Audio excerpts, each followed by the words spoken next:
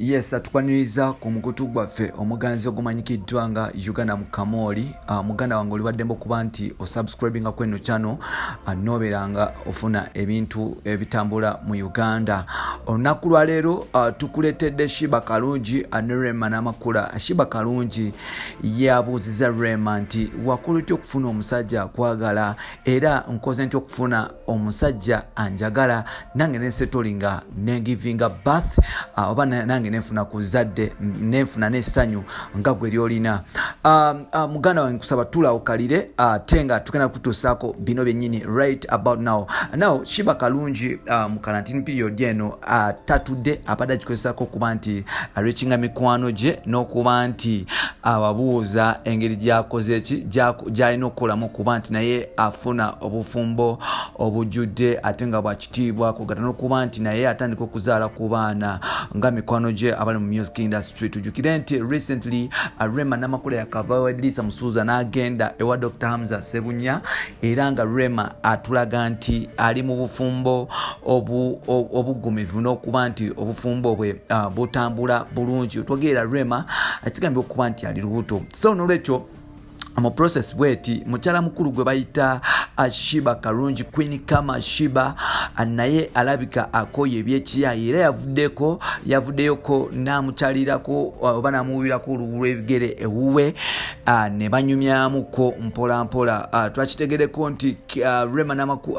twakitegereko nti Sheebah kalungi muzimu ensonga ezamutambuza okuva ewugende wa Sheebah kalungi kwe kumwebuuzaako ye yakola atya okuba nti afuna omusajja gwalina n'okuba nti afuna family ennungi ye n'okuba nti abeerawo oti embeera bwe mutwala mu bufumbo bwe ne music career ye era bano nno bayogedde ebintu bingi.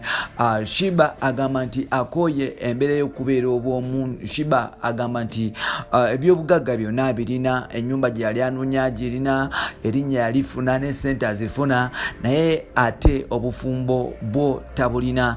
Nti Sheebah avaayo gamba nti buli omu amutwalanga atali mukyala ali responsible, amutwalanga ng'omusege ye naye ng'omuntu embeera n'agikoye. Era bwe twogera Sheebah ali mugezako kuba nti anoonya mukyala asobola kumutuusaako, anoonya musajja asobola kumutuuza wansi n'abeera concentrating ye ku family.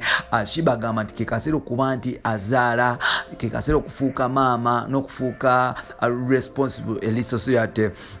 Abayimbi bangi mu Uganda bwazaala abatayagala kuzaala muntu mwana addako, bwazaala asooka abatayagala kuzaala mwana addako, bwazaala okubita abatayagala kuzaala mwana wa kusatu lwa nsonga zimu oba endala, because music industry eri so trick and competitive nti ebiseera byomalira ng'oli mu kuzaala bano baba bakuyisaako egaali. Naye ate mu period eno gye tulimu Sheebah agamba nti tayagala kuba nti ava mu nsi nga talinaawo zadde, ate n'ekirala nti naye alaba emyaka gyegyo akuliridde akekaseera okuba nti afuna omwana, afuna omusajja amubeerako. Nno abasinga babadde bagamba nti Jeff Kiwa ye boyfriend wa Sheebah kalungi era nga yamutuusaako sex satisfactions, naye ng'ate amawulire ge twafunako awamala kigambye okuba nti FIFA president omukulu Engineer Moses Magogo naye adetinga Sheebah era alina omukono munene nnyo mu nnyumba eyo kugata ne Range Rover ya black